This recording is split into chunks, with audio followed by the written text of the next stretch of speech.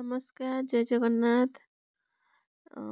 केमती अछंती समस्ते देखंतु किछि दिन हबो 7-8 दिन हबो कदटा कौन करी कहीकि एमती कड़ा पड़ गलानी। तो आज भाविली गोटे नुआ आइटम टे बनैबा जोटा कि बारी भी आज जेहेतु मंगलवार अच्छी तो आज आमिष तो हम ना से भावुँ आज ये गोटे एमती आइटम टे बनैबी जोटा कि भेज किंतु नॉन भेज रो टेस्ट लगे। तो मु भाविली ये आज गोटे माने भेज फिश करी बनैदेबा। तो से मु कदड़ी को माछ सेप देछि माने फिश रो जेमती टेस्ट आसीबो। तो माछ फिश रो जेमती सेप थाए से बेला सेप देछि।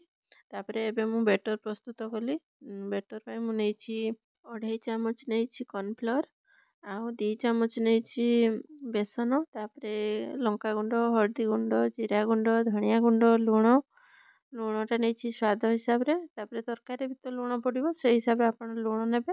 तापरे एपटे मु मसला पाई नहीं अदा रसुण आउ जो जीरा सोरिष 2टा कंचा लंका ताको भल भाव ग्राइंडिंग करदेली। तापरे एपटे मु जो गड़े की रखी जो कदड़ी को भल भाव रेड कलर हेबा जाए भाजी दबा।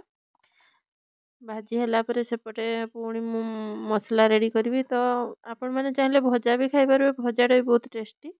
ତ ଯେହେତୁ ମୁଁ ତରକାରୀ କରିବି ବୋଲି କହିଛି ତ ତରକାରୀ ପାଇଁ ମୁଁ ପିଆଜକୁ ପୁରା ଛୋଟ ଛୋଟ କାଟିଦେଲି। ତେଲ ଗରମ ହେଇଗଲା ତାପରେ ଗୋଟା ମସଲା ନେଲି। ତାପରେ ପିଆଜକୁ ଭଲ ଭାବରେ ଭାଜିଦେଲି। ସେଥିରେ ବଟା ହେଇଥିବା ଯେଉଁ ମସଲା ସୋରିଷ ମସଲା ପକେଇଦେଲି।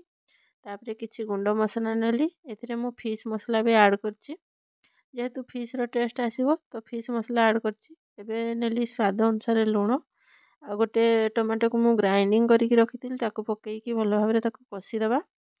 ଭଲ ଭାବରେ କଷି ହେଲା ପରେ ତାକୁ ପାଣି ଢାଳିଦେବା। ମାଛରେ ଯେମିତି ଆମେ ପାଣି ଢାଳିଲା ପରେ ମାଛ ପାଣି ଫୁଟିଲା ପରେ ମାଛଟା ଯେମିତି ଆଡ଼୍ କରାଯାଏ ସେଇ ଟାଇପ୍ର କିଛି ସମୟ ତାକୁ ଢାଙ୍କିକି ରଖିଦେବା। ତାପରେ ପାଣି ପୁରା ଭଲ ଭାବରେ ଫୁଟିଗଲେ ଆମର ଯେଉଁ ଭାଜିକି ରଖିଥିଲେ କଦଳୀକୁ ପକେଇଦେବା। ତା ଉପରେ କିଛି ସମୟ ଭଲ ଭାବରେ ଫୁଟିଯିବ। 5-10 ମିନିଟ୍ ବସେଇଲା ପରେ ଫୁଟିଗଲା ପରେ ତାପରେ ଆମେ ଗରମ ମସଲା ତାପରେ ଧନିଆ ପତ୍ର ଦେଇକି ତାକୁ ଓହ୍ଲେଇଦେବା। ପୁରା ରେଡ଼ି ହେଇଗଲା ମୋର ଭେଜ୍ ଫିସ୍ କରି। ଏମିତି ଆପଣମାନେ ଥରେ ଟ୍ରାଏ କରନ୍ତୁ। ତାପରେ ମୋତେ ଜଣେଇବେ କେମିତି ଲାଗିଲା କମେଣ୍ଟ ମାଧ୍ୟମରେ। ଆଉ ଯେଉଁମାନେ ମୋ ଚ୍ୟାନେଲକୁ ନୂଆ ଦେଖୁଛନ୍ତି ପ୍ଲିଜ୍ ଲାଇକ୍ ସେୟାର ସବସ୍କ୍ରାଇବ୍ କରନ୍ତୁ। ରହିଲି ନମସ୍କାର ଜୟ ଜଗନ୍ନାଥ।